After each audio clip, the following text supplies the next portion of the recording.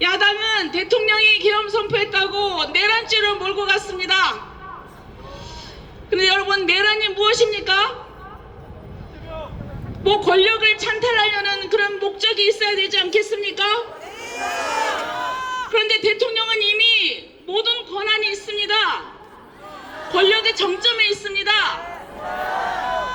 무슨 내란입니까? 아니죠? 그런데 왜 그러냐?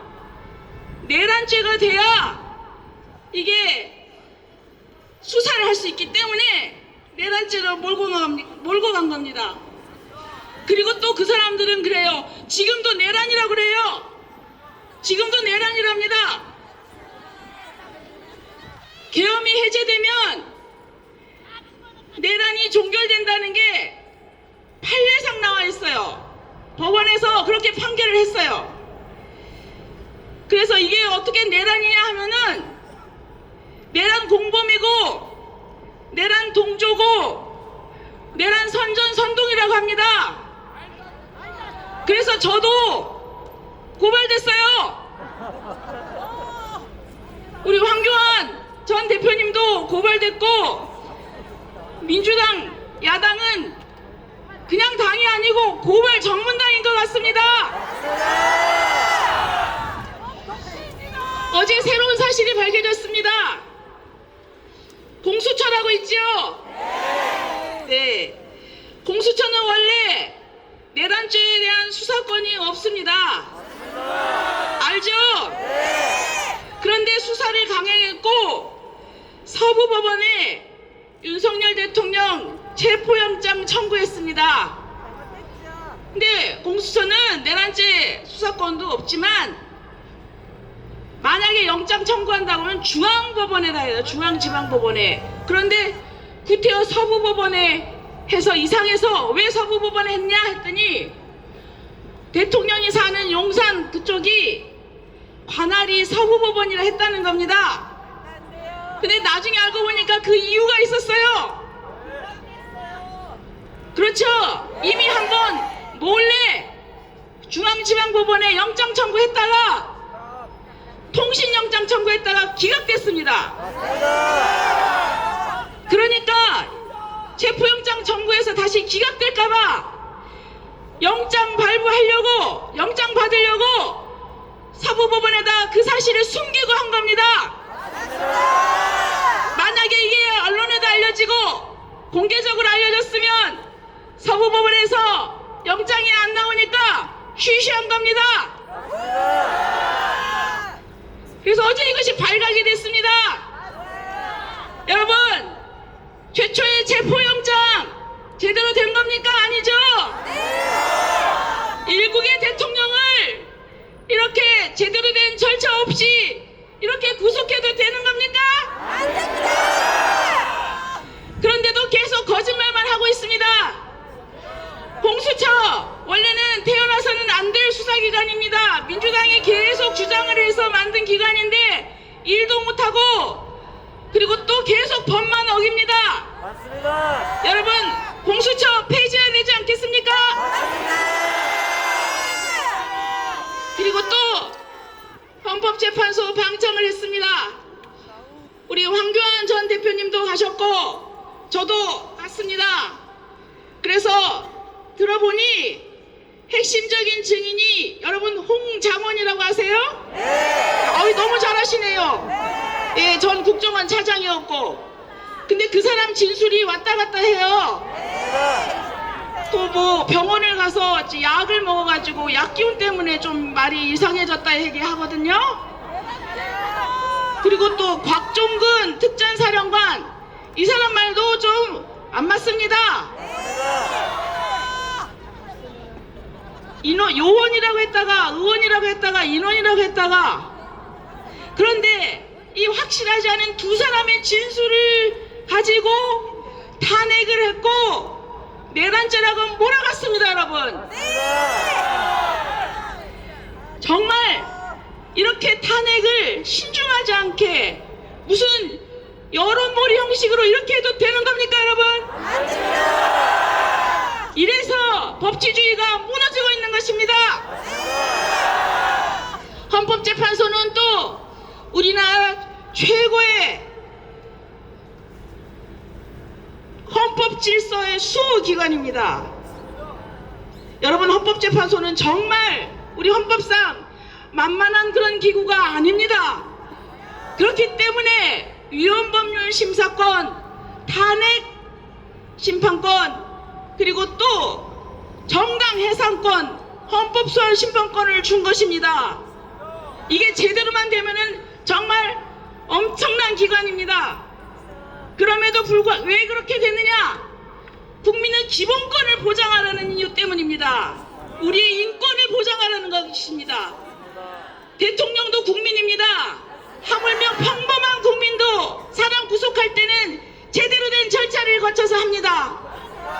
그런데 일국의 대통령 아닙니까? 반대도 있지만 그래도 우리 국민이 뽑았습니다. 그런데 이렇게 함부로 사법법원에서 그렇게 영장 발부하고 또 탄핵 여론몰이해서 이렇게 해서 몰아내도 되는 겁니까, 여러분? 헌법재판소는 또 탄핵 심판은 사법 절차입니다. 그리고 또 그 법에 형사소송법 준용하게 되어 있습니다. 형사소송법은 뭐냐? 절차적인 겁니다. 그래서 여러분, 검찰에 가면은 피의자 신문조서 작성합니다. 이제 2020년도에 법이 바뀌어서 법원에 가서 당사자가 나 그거 인정 안 한다 하면은 증거로 쓸 수가 없습니다. 그럼에도 불구하고 헌법재판소는 그거 쓰겠다는 겁니다. 이게 공정한 재판이 되겠습니까? 오죽하면 국가인권위원회에서 대통령도 한 사람의 국민이니 방어권 보장해라 이런 얘기까지 알았겠습니까, 여러분? 헌법재판소가 국민의 기본권을 보호해야 될 헌법재판소가 국민의 기본권을 침해하고 있습니다. 또 법원에 대해서 말씀드리겠습니다. 우리법연구회 들어보셨죠? 우리법연구회, 이것이 국제인권법연구회로 이름이 바뀌었는데 이 내부를 들여다보면 학술단체가 아니고 이념단체입니다. 그 재판에 좌파의 이념을 투영시켰습니다. 과거 법원은 승진제였습니다. 그래서 열심히 일하고 재판하고 실력을 인정받으면 승진하고 법원장도 되고 그랬습니다. 그런데 이 국제인권법연구회 회장 출신인 김명수 대법원장이 들어오면서 법원장을 판사들이 선거하도록 했습니다. 법원이 선거판이 됐습니다. 말이 안 되죠? 그러다 보니까 재판은 뒷전이고 인기 투표를 해야 되니까 인기 얻으려고 본연의 업무인 재판은 뒤로 하고 판사의 후생복리만 챙깁니다. 이러다 보니까 재판은 지연되고 피해는 누구한테 돌아갑니까? 국민입니다. 그리고 또 진짜 무서운 게 있습니다. 우리법연구회는 한번 딱 방향이 정해지면 헌법이 어떻게 됐건 법률이 어떻게 됐건 그거를 위반하는 것에 대해서 눈 하나 까딱하지 않습니다. 자, 법원이기 때문에 판사이기 때문에 법률 해석권이 있다는 이유로 초헌법적인 판단을 하고 있습니다. 자, 그렇다고 하면은 국민들이 그 판단을 납득하겠습니까? 입법과 사법은 다른 것입니다. 왜 입법권을 주느냐? 국민들이 뽑기 때문입니다. 국민들이, 우리는 대의민주주의이기 때문에 국민들이 뽑아요. 그래서 국회의원이 되고 그래서 국회에 들어가서 법을 만듭니다. 그러나 판사는 국민이 뽑은 사람은 아닙니다. 그렇죠? 시험 열심히 사법시험 합격하거나 변호사 시험 합격해서 어느 일정 기간을 거치면 임명을 합니다. 임명해서 10년간 임기가 보장이 됩니다. 그렇기 때문에 판사는 그 법에 따라서 재판을 할 뿐이지 법을 창조해서는 안 되는 것입니다, 여러분. 이거는 삼권분립 위반입니다. 판결이나 이런 걸 보면은 정말 삼권 분립, 사법의 본질을 흩뜨리는 일들을 하고 있습니다. 여러분 이거 막아야 되지 않겠습니까? 또 정치권에 대해서 보겠습니다. 민주당은 자신들만이 진리를 말하고 정의롭다고 합니다. 반대하면 나쁜 사람이고 처벌해야 된다고 합니다. 이거 오만하고 위험한 거 아닙니까? 민주주의 사회에서 다른 의견을 용납하지 않고 억압하며 범죄해야 합니다. 이게 민주주의입니까? 저 무섭습니다. 민주파출소를 두어서 카톡을 검열합니다. 여러분, 또 여론조사가 민주당의 불량에 나오자 왜곡했다고 억지를 부리고 또 업체 찾아가서 항의하려고 하다가 여론이 안 좋으니까 취소했습니다. 나가서 여론조사 규제하는 법을 만든다고 합니다. 민주당이 국민의힘 지지도 그리고 대통령 지지도가 높게 나오는 여론조사 공정을 규탄하는 기자회견을 했습니다. 그러자 친민주 시민단체 두 곳이 여론조사 공정 한국여론조사 평판연구소를 국수원에 고발했습니다. 자기에게 불리하면은 계속 고발만 합니다, 여러분. 또 시중 6대 은행장 불러서 어떻게 말했는지 야당의 비판적인 한 언론사에 대한 광고가 끊겼습니다. 1974년 유신시대에 동아일보 광고 산업 사태 보는 것 같습니다. 여러분 이게 민주주의입니까? 간판은 민주당이지만 그 실체는 민주가 아닙니다. 이 부분 굉장히 중요합니다, 여러분. 국민들의 표현의 자유, 사상의 자유를 억압하고 이렇게 국민을 길들이면 이것이 과연 민주주의 사회입니까? 이것은 전체주의적인 사상 통제의 출발이고 독재 사회로 하는 것입니다, 여러분. 이래서 2030이 분노했습니다. 그래서 국민들이 일어난 것입니다. 입법권을 장악했는데 이 정도인데 만약에 이런 세력들이 집권하게 되면 우리 대한민국은 어디로 가겠습니까? 지금 민주당이 자기들 중도 보수라고 하는데 여러분 믿으십니까? 누구 말대로 소가 웃을 일입니다. 민주당 내에서도 무슨 소리냐고 반발하고 있습니다. 표를 얻겠다고 정당의 정체성에 대해서 이렇게 함부로 얘기해도 됩니까?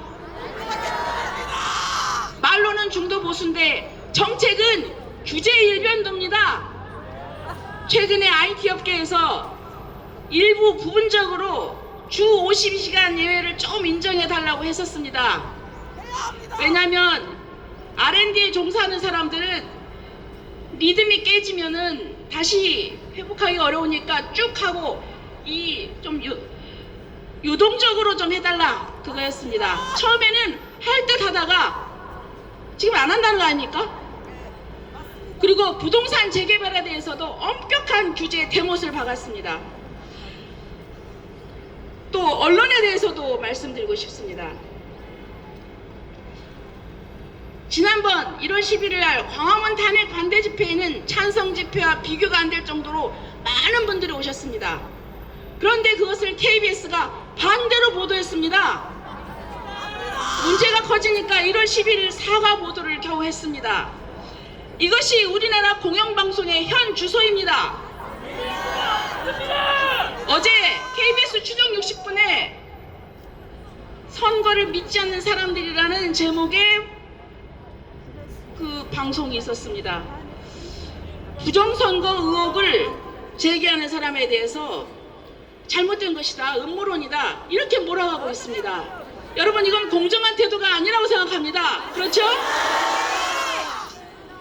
의혹을 제기할 수 있습니다. 그러면 거기에 대해서 해명을 해야죠. 왜 의혹을 제기하는 사람을 자꾸 음모론자로 나쁘게 얘기합니까? 여러분 시청료는 모든 국민한테 다 받아가면서 왜 편파보도합니까? 우리는 국민 아닙니까? 시청료 내고 싶은 생각 나겠습니까? 공영방송뿐만 아니라 우리나라 방송 언론의 대부분이 기울어져 있어서 공정하게 보도하지 않습니다. 자기 입맛에 맞는 것만 보도해서 국민들의 눈과 귀를 가립니다. 이미 우리 사회는 이렇게 좌파 카르텔이 형성돼 있습니다. 그리고 또 왜 유튜브만 보느냐? 극우라는 프레임을 씌웁니다. 하지만 제대로 공평하게 보도하면은 왜 안 보겠습니까? 이 기회에 언론도 반성해야 됩니다. 이 공정하지 못한 것 계속 지적해야 됩니다. 여러분, 대통령께서 계엄 선포하게 된 이유를 아시겠지요? 이렇게 사법부, 언론계를 비롯해서 사회 전반에 걸쳐서 좌파 카르텔이 형성돼서 우리나라의 법치주의가 무너지고 있다는 그런 위기의식 아니겠습니까? 그래서 자기 한 몸 희생해서 이 위기를 온 국민에게 알리고 대한민국을 제대로 세우려고 하지 않겠습니까? 자, 우리 어떻게 해야 될까요? 이 위기를 해결할 수 있는 사람은 국민뿐입니다. 탄핵 반대 목소리 모아갑시다. 그리고 탄핵 반대 여론이 높아져야 합니다. 국민이 무서운 것을 알게 합시다. 자, 그래서 모든 국민이 꿈꾸는 표현의 자유가 인정되고 2030이 자기 재능을 마음껏 펼치고 세계 인류 국가로 도약하는 우리 후손들이 자랑스러워하는 대한민국 만들 수 있도록 우리 함께 힘을 모아갑시다. 자, 제가 3번 외치고 마치겠습니다. 세이브 코리아 인천 3번 하겠습니다.